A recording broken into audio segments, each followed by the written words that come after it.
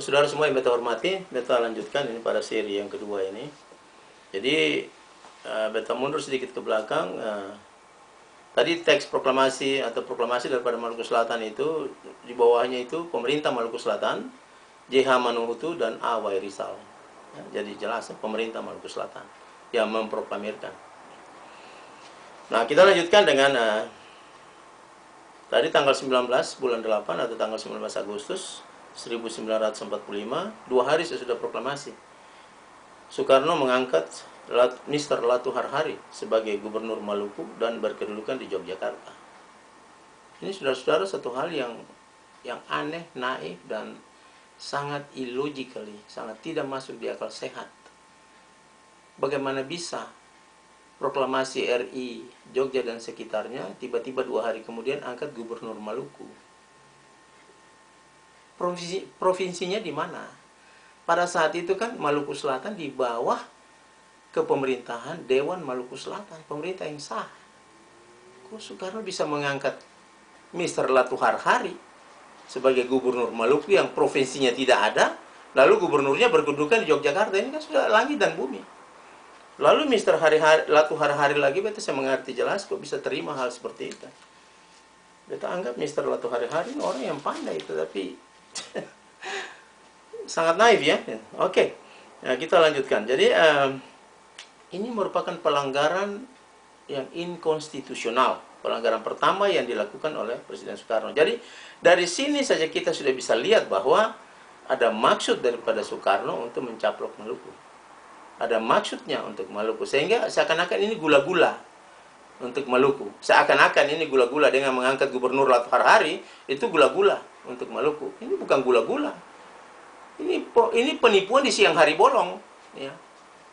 Iya kan? Penipuan di siang hari bolong. Jadi karena saudara-saudara lihat bahwa Maluku dan RI itu tidak ada hubungannya, baik itu secara fungsional maupun secara struktural, secara ras, budaya, dan lain-lain.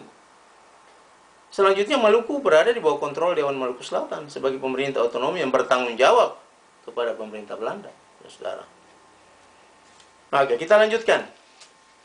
Catat ini pelanggaran yang pertama dilakukan oleh Soekarno. Dan ini dijadikan oleh orang-orang Maluku yang saya tahu dan dapat pengetahuan dari mana, provinsi yang ke-8. Dasarnya ini. Kapan itu provinsi yang ke-8? 2 hari sebelumnya kok tiba-tiba provinsi yang ke-8? Di mana dia punya surat keputusan? Oke, kita lanjutkan. Pada tanggal 10 bulan Februari tahun 1946, beberapa bulan sesudah itu, terjadi atau ada pertemuan di Belanda, di kotanya itu Hoofdvluwe itu. Di dalam pertemuan ini Republik Indonesia dan dia punya wakil-wakil, Soekarno, Hatta dan sebagainya yang ada di situ, untuk meminta kepada Belanda sebagai negara yang menjajah seluruh wilayah Kepulauan Hindia, untuk seluruh wilayah jajahan itu diberikan kepada Republik Indonesia. Saudara, ini minta bara yang yang memang aneh bin ajaib, sangat.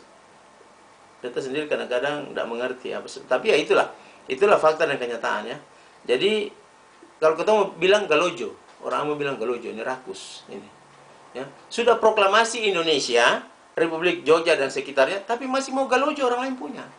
Ini kan inilah sifat orang Jawa ini. Kita bicara terus terang di sini supaya semua orang tahu. Ya. Ini sifat Jawa. Ini dia ini. Dia dominated overall. Dia mau kuasai kita orang semua di Indonesia. Dan memang terbukti sampai sekarang dia kuasai kita. Nah, kita orang juga bodoh. Dari seluruh daerah bodoh. Saya mau bilang di sini, sangat goblok. Sumatera bodoh, Sulawesi bodoh, Kalimantan bodoh, Maluku bodoh, Irian bodoh. Kenapa kita tidak bersatu semua lawan dia? Mari kita bersatu semua lawan dia. Dia tidak punya kekuatan kalau kita punya persatuan. Saudara. Oke, jadi ya pertemuan ini saudara-saudara gagal. Terus terang aja gagal. Karena apa? Belanda tidak mau kasih. Ya memang jelas Belanda menjajah Indonesia pada saat itu dengan pintu masuk Maluku 1602, yang Pulau Rempah-Rempah, Spice Island. Saudara-saudara, pada saat Belanda masuk di Kepulauan Maluku, habis itu memperluas wilayah ke daerah-daerah lain di seluruh Indonesia. Pada saat itu seluruh wilayah Indonesia itu itu mempunyai kerajaan-kerajaan. Jadi kita ini terdiri dari berbagai suku bangsa dan kita mempunyai kerajaan-kerajaan tersendiri. Saya tidak tahu di Jawa kerajaan apa, mungkin ada Mojopahit atau Kediri atau apa, enggak jelas. Tapi yang jelas di Maluku ada kerajaan Unusaku yang kemudian dilanjutkan dengan kerajaan Sahulau. Dan kerajaan ini runtuh pada tahun 1850. Pada saat itu Belanda sudah di dalam. Jadi jelas ini pada saat itu seluruh wilayah di Indonesia atau seluruh teritori di Indonesia itu merdeka sendiri-sendiri. Termasuk Jawa juga merdeka sendiri-sendiri. Tapi sesudah dia proklamirkan dia punya RI yang sepanggal itu, kata orang Maluku, Republik Indonesia, Jogja dan sekitarnya, dia mau minta seluruh wilayah dari Sumatera sampai di Maluku. Pada saat itu masih sampai di Maluku. Karena Irian masih dalam proses.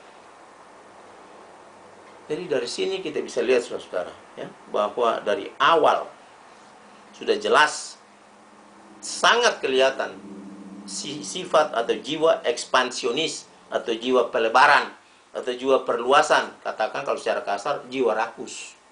Orang bilang jiwa galojo. Oke? Ya. Dari Soekarno telah kelihatan dengan jelas. Yaitu angkat Gubernur Maluku Latu Harhari, Mr. Latu Harhari. 2 hari sesudah proklamasi, tidak tahu dia punya ujung pangkal dari mana, dasar hukumnya tidak jelas sama sekali. Kemudian pada pertemuan di Hohofolua itu tanggal 10 Februari 1946 minta seluruh wilayah jajahan Belanda untuk dia kuasai.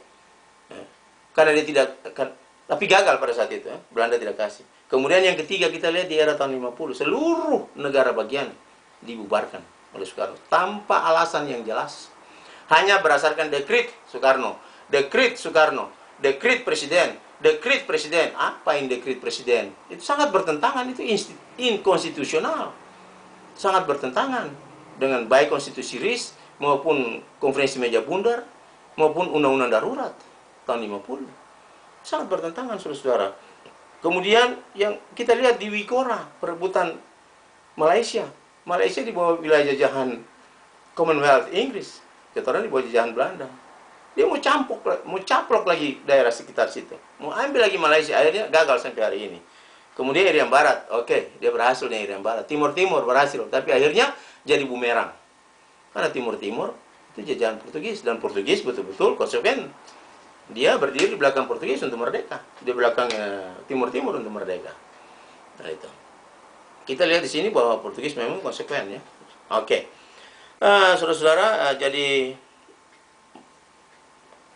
dengan secara gamblang kita lihat bahwa dari awal saja kemerdekaan Soekarno dan dia punya antek-anteknya sudah mau memperluas wilayah daripada Republik Indonesia, Jogja dan sekitarnya itu. Oke, kita lanjutkan pada tanggal 16 Juli 1946. Itu dilaksanakan permusyawaratan Malino, itu intern daerah timur, ya. Di bawah pimpinan Letnan Gubernur Jenderal Dr. Van Mook. Nah, penyelenggaraan daripada atau pelaksanaan daripada permusyawaratan Malino itu, dia punya hasil yang pertama, yaitu Persatuan Indonesia. Jadi di dalam permusyawaratan Malino itu dicetuskan pertama Persatuan Indonesia. Yang kedua, negara yang akan dibentuk sebentar itu negara berbentuk federasi. Ya jelas, karena kita bukan satu suku saja, kita banyak suku. Dan tidak ada dasar untuk satu suku menguasai semua suku, tidak ada. Seperti yang sekarang ini, kita dikuasai hanya oleh Jawa. Kita tidak bisa. Indonesia bukan hanya Jawa, tapi di mana-mana Jawa. Kurang sampai dengan kepala kampung semua Jawa. Mulai dari dia punya presiden, sampai dia punya menteri, sampai dia punya eselon 1, 2, 3, sampai dia punya dirjen, semua Jawa habis. 99%. Ini sudah kelewatan, keterlaluan ini. Oke. Jadi yang ketiga, hubungan antar Indonesia dan Belanda atas dasar kerelaan dan persamaan. Dan yang keempat, self-determinasi. Self-determinasi artinya penentuan nasib sendiri. Jadi ada 4 butir yang dihasilkan oleh permusyawaratan Malino tahun 46 bulan Februari, tahun 46 bulan Juli tanggal 16. Yaitu pertama, Persatuan Indonesia. Kita rindu Persatuan Indonesia, tapi persatuan yang masuk akal. Itu. Ya, bukan persatuan yang tidak masuk akal. Persatuan yang semua pihak itu senang dan dipuaskan di dalamnya. Semua pihak yang merasa bersama kedudukannya, derajatnya sama, itu. Ini yang dimaksud dengan Persatuan Indonesia di sini. Sama hak, sama kewajiban,